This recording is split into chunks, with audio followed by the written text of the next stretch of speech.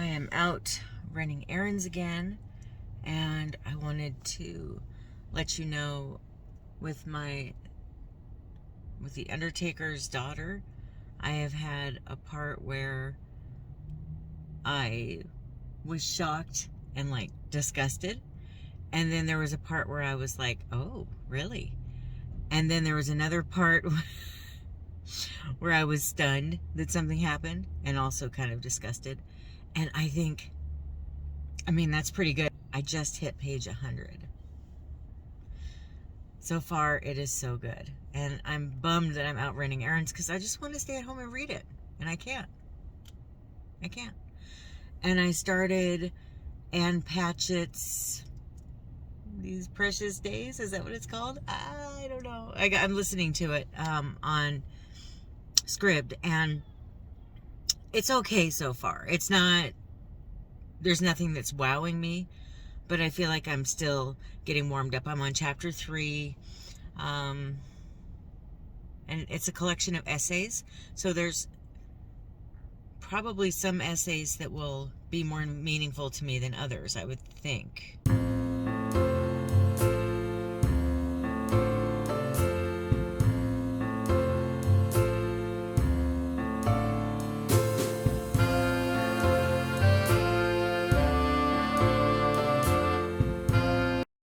Good morning. It's Tuesday, the Tuesday before Thanksgiving. I've got an olive on my lap.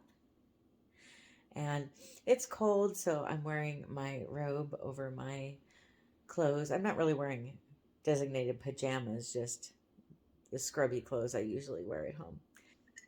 We had sausage and eggs for breakfast, and I'm going to be making taquitos for lunch and probably something simple for dinner because we're going to be having our Thanksgiving meal on Wednesday this year. It just logistically with this, and then we're going out to dinner with Brad's sister on Friday, and then we're going to Seattle for Brad's Christmas party. They do it early. So we wanted to go ahead and cook on Wednesday so that we have plenty of time to eat our leftovers before we leave. Anyway, that's not why you're here.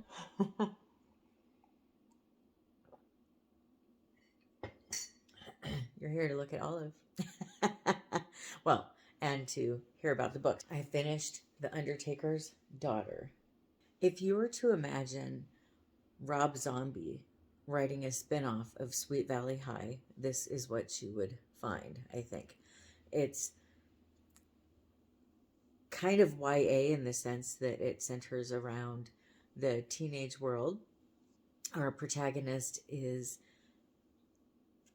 Anna. Yeah, Anna.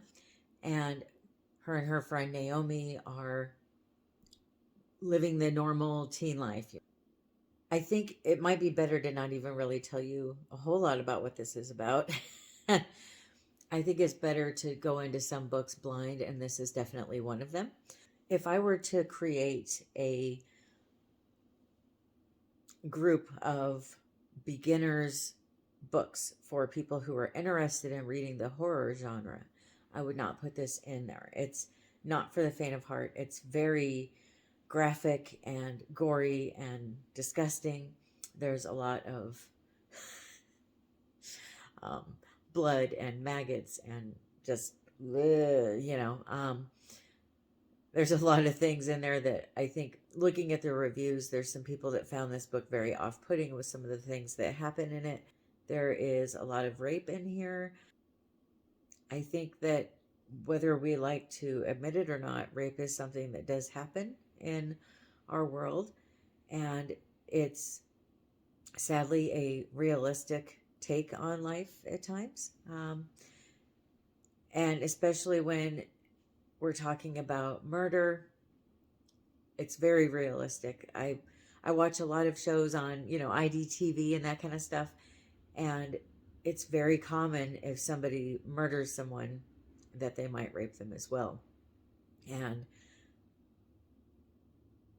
that seems to be one of the things that some people found off-putting, is just how graphic and gross it is. And I definitely don't enjoy rape or anything, but it felt like it made sense for it to be in here, though.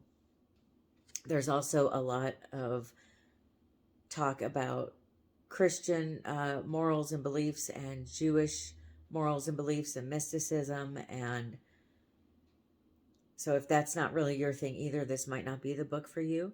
But I just went into it very open-minded and just ready to read the book and whatever is in there. And I really enjoyed it. I thought it was really good. It's definitely a scary, creepy, terrifying horror novel, which is what they're supposed to be, right? I think there's some horror authors that don't have a lot of those things in their books, and a lot of people are looking for that when they're looking for horror, and that's fine, but that's not what this is. It's definitely hardcore, I would say, but I definitely achieved scaring me and grossing me out and getting in my head and making me think about things. It also talks about friendships, and I thought it was interesting. There was multiple different friendships in the book and how they can affect people, and sometimes not in a positive way. It's important to have friends that are supportive and that hold one accountable and don't applaud really bad behavior. And I liked that this book made me think about that. Another theme to this book was just really be careful about what doors you open, because what's behind them might be a little bit more than what one is expecting. But I did give this 5 stars.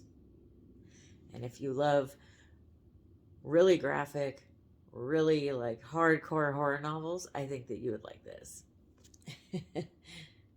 And thank you to the author for sending me this ARC copy. I'm still listening to Ann Patchett's These Precious Days. I have such a hard time remembering the names of books sometimes. I think that one is really good. I'm enjoying it. There's one story in particular that I really loved. And some of them are just kind of okay, and some of them are really good, I would say. If you like reading essays in magazines, at the end of the magazine, some of them will have essays, like the Hallmark magazine used to have them, or, well, I guess a lot of magazines really have them. If you like reading those essays, you would probably enjoy these. Some of them are very heartwarming. Some of them are thought-provoking. Some of them are kind of sad. But I am really enjoying it. I just love Ann Patchett's writing. And it's interesting to hear different things she's gone through or her take on different things. The essay that I enjoyed the most so far is called My Year of No Shopping.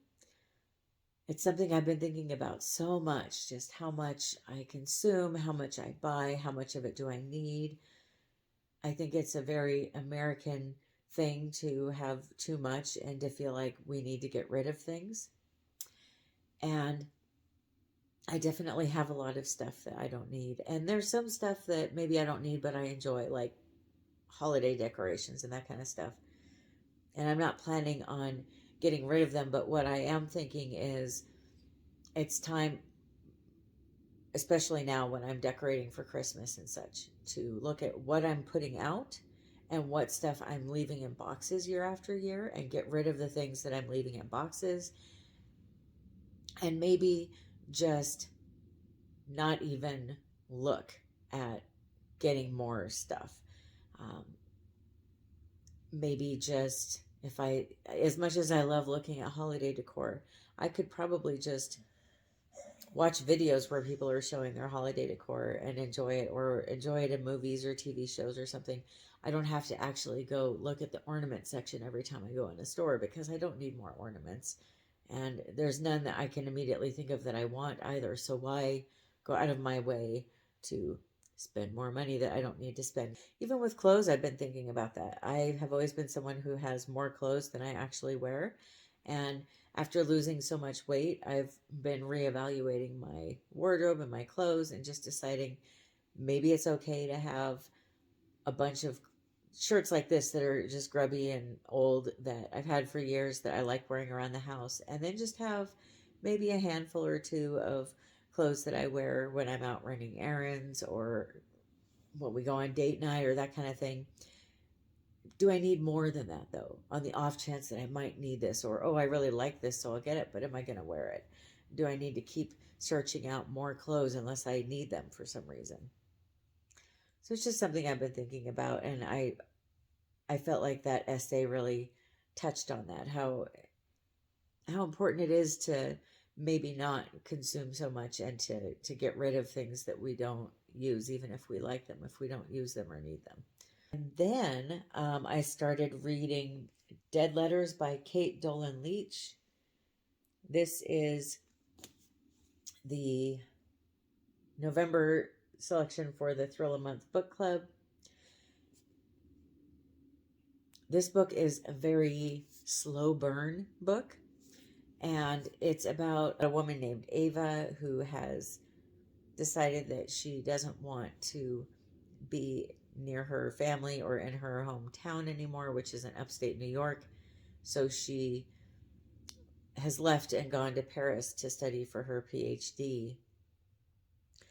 And she finds out that her twin sister, who she hasn't spoke to in over 2 years, is dead.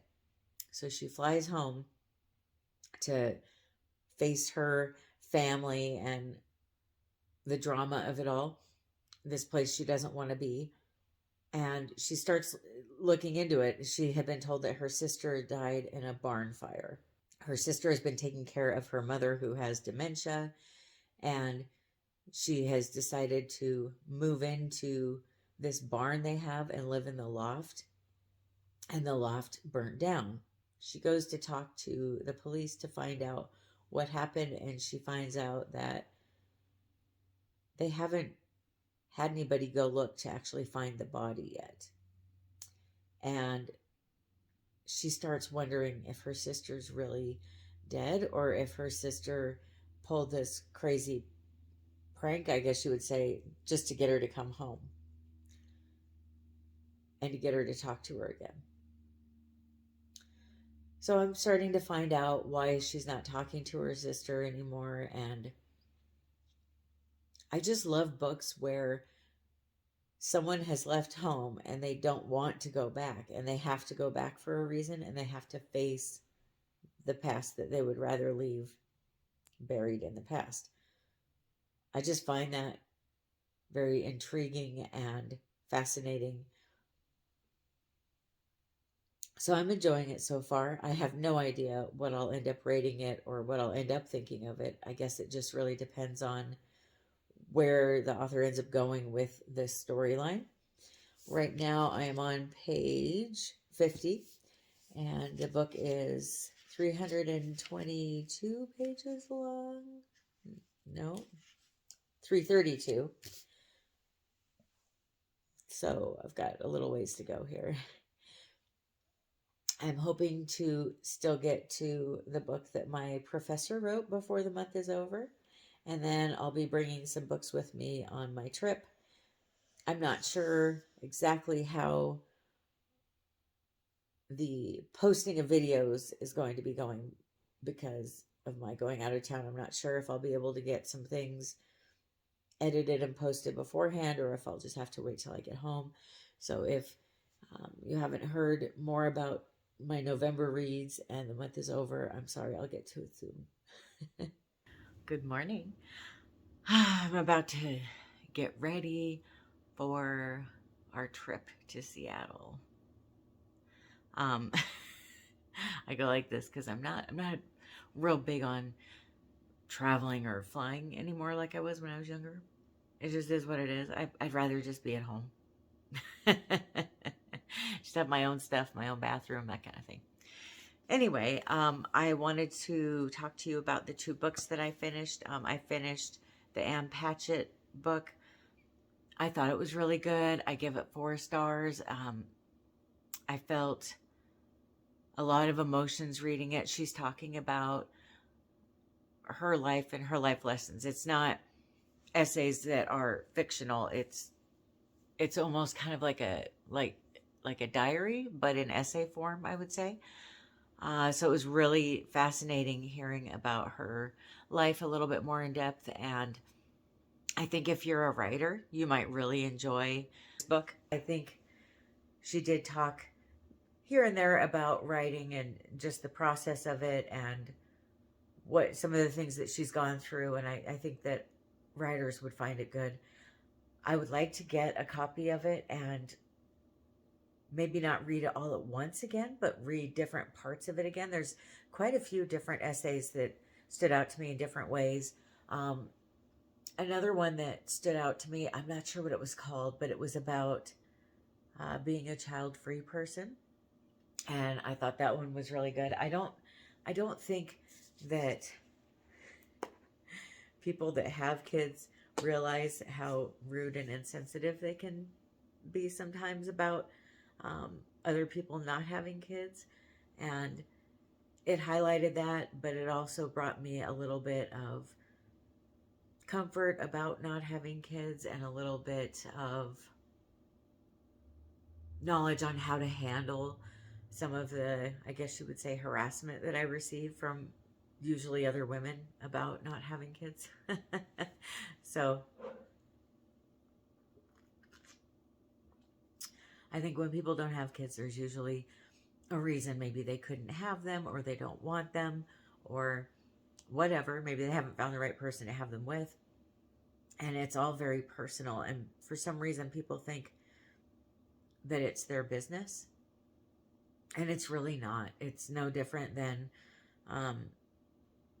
reasons for why you're attracted to who you are or what you do in the bedroom. It's very private. And I just don't understand why people think that it's their business as much as they do.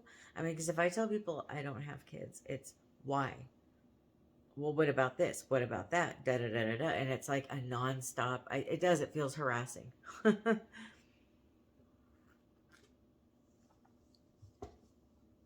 We all have our own lives to lead, and we all have different paths that we're meant to go down. And then I finished both of these last night, but Dead Letters. There's some of it that's not very realistic. You kind of have to suspend your disbelief when reading this book. If you like the book, The Girl on a Train. If you like that book, I think you'd like this. It's kind of similar in the sense that you have unreliable characters, you have unlikable characters, and it's a very slow burn book. But I did really like it, and I was really invested in the mystery of it and what was going on. The author got very creative with the structure of the book. I thought it was very good. It was very touching. There was a lot of time spent on relationships and abandonment and what it means to be there for someone or to not be there for someone, and how it might make them feel, how it might affect them. There's a lot of talk in here about alcohol and drugs and needing to kind of escape reality, wanting to kind of take the edge off, so to speak. And I was okay with it, but I could see maybe some people would find it a bit much.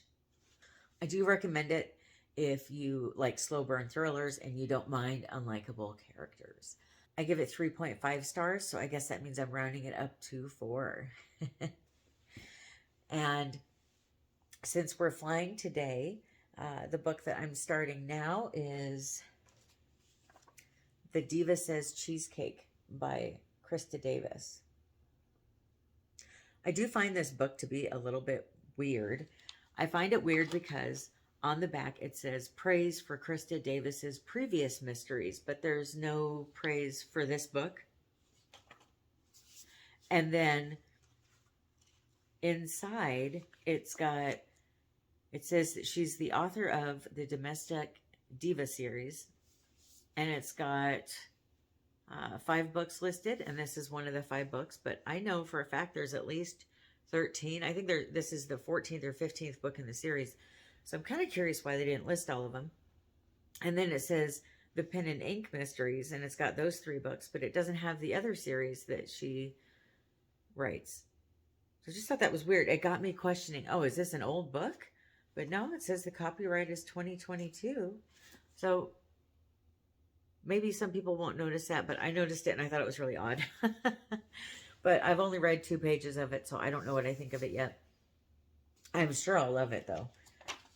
The backstory on this is the first time Brad and I ever flew together when we were newlyweds, I wanted to get a book to read, and I wanted to get a new book. And this was a time in our lives when we were really, really kind of broke all the time, and I never got to get new books. And that was actually how I started doing book reviews, was I found that I could get sent ARCs. Before that happened, before the ARC thing happened, we decided, okay, it's okay to get a book for this trip. So at the airport, I found a Krista Davis book, and I didn't know who she was. I didn't know what Cozy Mysteries were. I just thought it sounded like a good book. So I started reading it on the plane. I fell head over heels in love with her writing and with the book, the series, Cozy Mysteries. That was the book that started it all.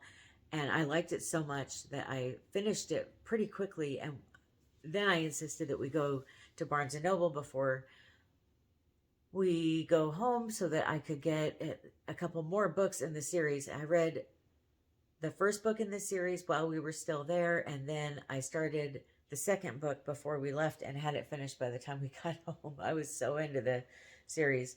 And I was telling Brad, you know, when I think back on it, every time we've flown to Seattle, I've always read a Krista Davis book on the plane. And it didn't feel right not getting one now. I started listening to It Girl by Ruth Ware.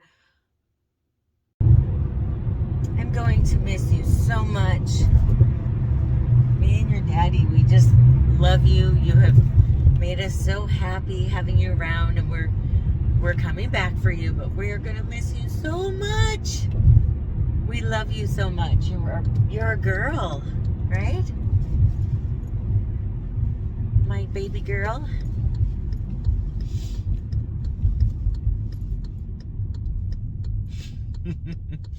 Olive, you look so cute back there in your little jacket. Puppy. Puppy love. Who's my girl?